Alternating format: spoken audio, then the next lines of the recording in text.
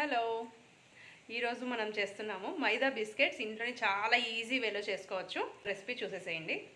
దీనికి కూడా 180 డిగ్రీస్లో 10 minutes pre heat చేసుకోవాలి ఓవెన్. తర్వాత ఇక్కడ ఏమేమి కావాలో చూపిస్తాను. సో మెయిన్గా 3 ఇంగ్రీడియంట్స్ దీనికి కావాల్సింది.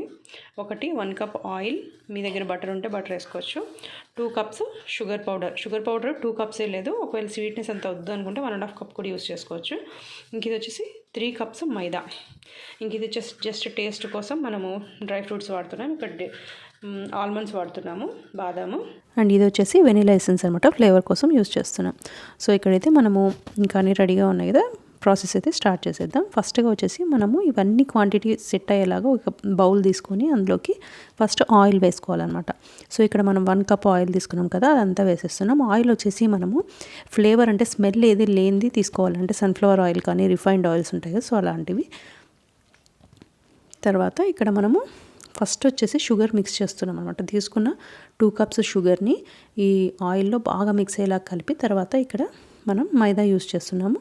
మైదా వచ్చేసి 3 కప్స్ తీసుకున్నాం కదా, మనం అంతా ఒకటేసారి వేయకూడదు అనమాట. ఫస్ట్ ఒక హాఫ్ వేసేసి మిక్స్ చేస్తూ తర్వాత కావాల్సినంత మిక్స్ చేస్తూ పోవాలి.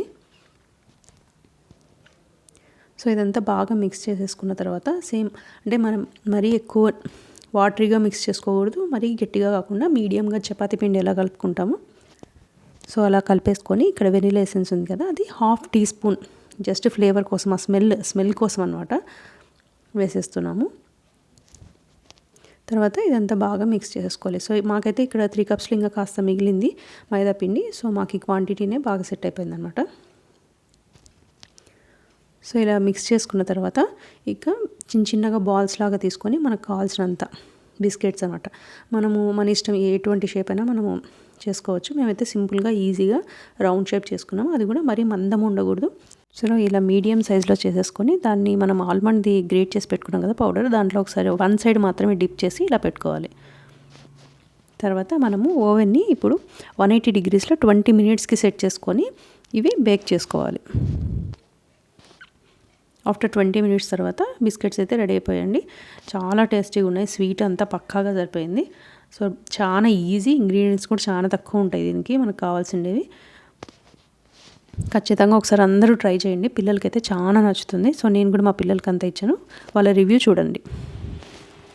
సో ఇప్పుడే కుకీస్ రెడీ అయిపోయాయి. సో ఇవి కూడా పిల్లలకి ఇచ్చి ఒకసారి ఎలా ఉన్నాయో అడిగి తెలుసుకుందాం. Okay, take it.